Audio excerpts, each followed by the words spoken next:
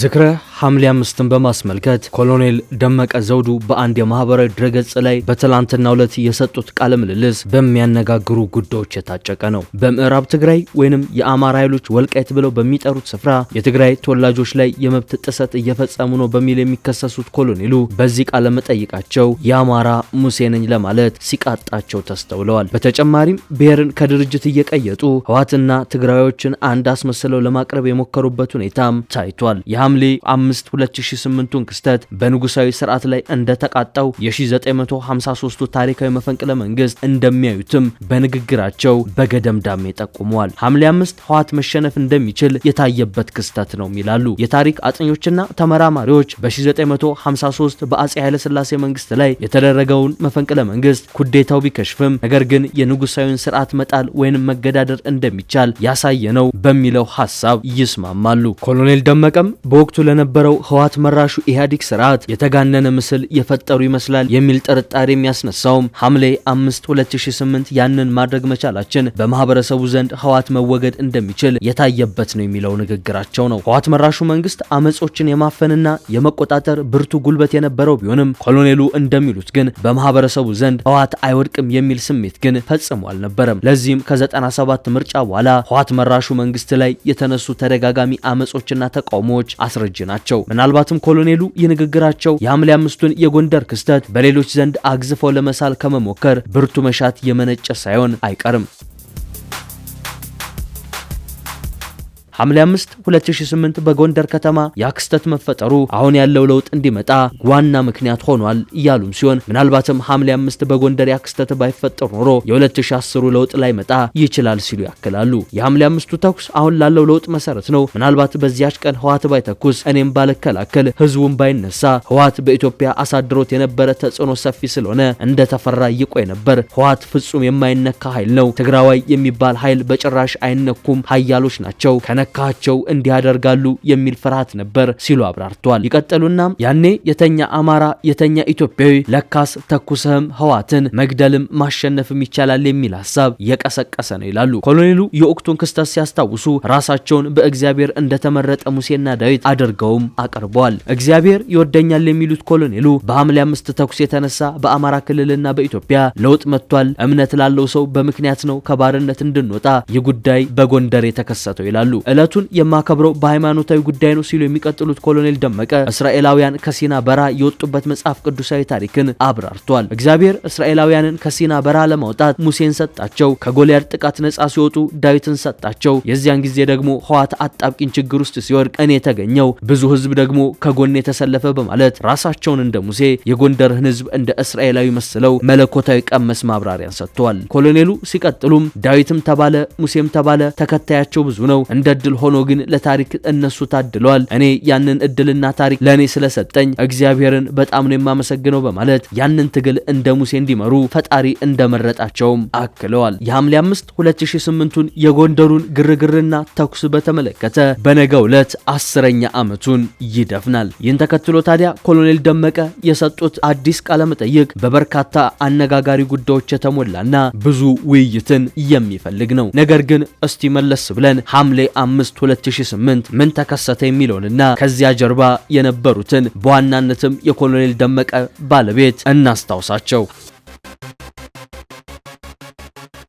ሐምሌ 5 ቀን 2008 ዓመተ ምህረት በጎንደር ከተማ የተከሰተው ፍጥጫ የወልቃይት ጠገዴ የአማራ ማንነት ጥያቄ አስተባባሪ ኮሚቴ አባል የነበሩት ኮሎኔል ደመቀ ዘውዱን በቁጥጥር ስር ለመዋል የመጡ የፌዴራል የጸጥታ ኃይሎች ከኮሎኔሉና ከጎንደር ከተማ ህዝብ ጋር ያደረጉት ታሪካዊና ደም አፋሳሽ ግጭት ነው። ይህ ዕለት በአማራ ክልል የተቀሰቀሰው ህዝባዊ ተቃውሞ ትልቅ ምዕራፍ የያዘበትና የለውጥ ብልጭታ የታየበት ቀን ተደርጎም በአንዳንዶች ዘንድ ይወሰዳል። የፌዴራል ጸረ ሽብር ግብረ ኃይል በሚል ስም የተደራጁ ታጣቂዎች ያለ ፍርድ ቤት ትዕዛዝ በሌሊት የኮሎኔል ደመቀ ዘውዱን መኖሪያ ቤት ይከባሉ። ኮሎኔሉ እጃቸውን እንዲሰጡና ወደ ትግራይ ክልል ተወስደው እንዲታሰሩ የተጠየቁትን ጥያቄ በህገ ወጥ መንገድ አልታሰርም በማለት እምቢኛሉ። ኮሎኔሉ ራሳቸውን ለመከላከል በወሰዱት እርምጃ ተኩስ በመክፈት ቤታቸውን ለመውረር የሞከሩትን ታጣቂዎችን መከቱ።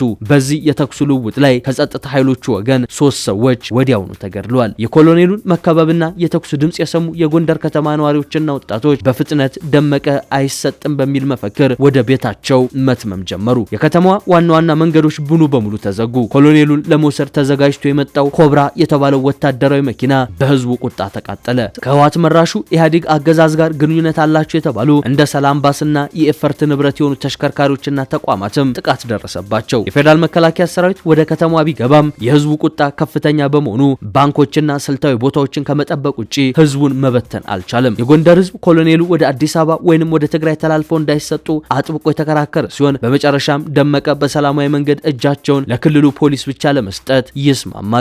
በዚህ ደም አፋሳሽ ፍጥጫ ወቅት በርካታ የከተማ ወጣቶችና የጸጥታ አካላት ህይወታቸውን አጥተዋል። ከዚያም በኋላ ኮሎኔል ደመቀ በጎንደር አንገርብ ማረሚያ ቤት በሽብርተኝነት ተከሰው ለ20 ወራት ያህል ታስረው ቆይተዋል። ይህ ክስተት በጎንደር በባህር ዳርና በመላው የአማራ ክልል የተቀጣጠለው የ2008 ህዝባዊ ተቃውሞ ዋነኛ መነሻ በመሆን ታሪክን ቀይሯል። በመጨረሻም የህዝቡ ግፊት የበረታ በመሆኑ በየካቲት 2010 ዓ.ም ክሳቸው ተቋርጦ በነጻ ተለቀዋል። ያን ዕለት ስናስታውስ ግን አንድ መነሳት ያለባቸው ግለሰብ አሉ። እርሳቸውም የኮሎኔል ደመቀ ዘውዱ ባለቤት ናቸው። ሐምሌ 5 አቶ አንዳርጋቸው ጽጌን ከየመን ጠልፎ አመጣው የሚባለው ኮማንደር ሐለፎም የሚመራው አፋኝ ቡድን ኮሎኔል ደመቀ የሚኖርበትን ቤት በኃይል አንኳኳ። በባለቤቷ ኮሎኔል ደመቀ ላይ ያንዣበበውን አደጋ የምታውቀው ወይዘሮ ዘውድነሽ ማለደ ቀድማ ወጣች። በሩን በኃይል የሚያንኳኩትን ሰዎች ማንነትም ጠየቀች። የአፋኝ ቡድኑ አባል የሆነ ሰው የኮሎኔል ደመቀ ጓደኛ መሆኑን ይገልጽላታል። መብራቱ ጌታው ነኝ ጓደኛው ነኝ ብሎ መለሰ። ወይዘሮ ዘውድነሽ መብራቱን ታውቀዋለች። መብራቱ በዚህ ሰዓት ሊመጣ አይችልም። መብራቱ ነኝ ከሚለው ሰው በስተኋላ ደግሞ ብዙ ኮቴ ይሰማል። አልነጋም ጧት ጠይቀን ብላው ሮጣ ወደ ውስጥ ገባች። መተዋል ታጠቅ አለችው። ባለቤቷን ኮሎኔል ደመቀ ዘውዱን አስጠነቀቀችው እጅ እንዳትሰጥ ብላ። እሱ እንደታጠቀ አፋኞችም እንደቆረጡ ስታውቅ ልጆቿን ማህደር ዳግምና ኢዮብን ባኞ ቤት ውስጥ አስቀምጣ ከጥቃት ትከላከላለች። ፈንጅና ብሬን እየተኮሰ በመሃል ወደ ባለቤቷ እየሄደች አይዞ እያለች ታበረታተዋለች። ኮሎኔል ደመቀ ጥይት ላለመጨረስ ሁኔታውን እያየ መተኮሱን ሲያቆም ተመታ ይሆን እያለች ትጎበኛለች። ደህና መሆኑን ስታውቅ አበረታታው ወደ ልጆቿም ትመለሳለች። አንድ ቀን አለፈ፣ ሐምሌ 6 ሌላ ቀንም አለፈ፣ ሐምሌ 7። በዚህ ሁሉ የጥይት ውርጅብኝ ባሏን እያበረታታች ልጆቿን ከጥቃት ትከላከላለች። ለልጆቿ ምግብ ማብሰል አልቻለችም። በሶስተኛው ቀን ህፃናቱ ሲርባቸው እንጀራ በስኳር ፈትፍታ ለማብላት ጣረች። ፈንጅ የሚጮህባቸው ህፃናት ለመብላት ፍላጎት አልነበራቸውም፣ አልበሉም። ልጆቹ ረሃብ ሲጠናባቸው ሐምሌ 7 2008 በጠዋት ልጆቿን ይዛ ወጣች። ስትወጣ ግን ኮሎኔል ደመቀን አንድ ቃል አስገባችው። አደራ እጅን እንዳትሰጥ፣ እጅን ከምትሰጥ ራስን አጥፋለችው። ቃልም ገባላት። ባሏን ቃል አስገብታ ከዛ ቤት ስትወጣ በር ላይ አድፍጠው የነበሩት የአፋኞቹ ሰራዊት አባላት ያዟት። የአፋኞቹ ጊዜያዊ ኃላፊ በትግረኛ ይናገራል። ልጆቹ ከወጡ ቤቱ በከባድ መሳሪያ ይመታ የሚል ትዕዛዝም ሰጠ። ከዛ በፊት ግን ባለቤቱን ዘውድነሽን ወደ አንድ ግቢ ወስደው አስፈራሯት። ሄደሽ ባልሽን እጁን እንዲሰጥ አድርጊ፣ ይህንን ካላደረሽ ከነ ልጆችሽ እንገልሻለን አሏት። ግደሉን አለች። ባሏን እጅ እንዳትሰጥ ያለችው ጠንካራ ሴት ለባሏም ለራሷም ለልጆቿም ህይወት መደራደር አልፈለገችም። ግደሉን አለች። ወደ ፖሊስ ጣቢያ ወስደው አስፈራሯት። ስለ እውነት ግደሉን ብላ ስለቆረጠች አንቺ አውሬ የአውሬ ሚስት አሏት።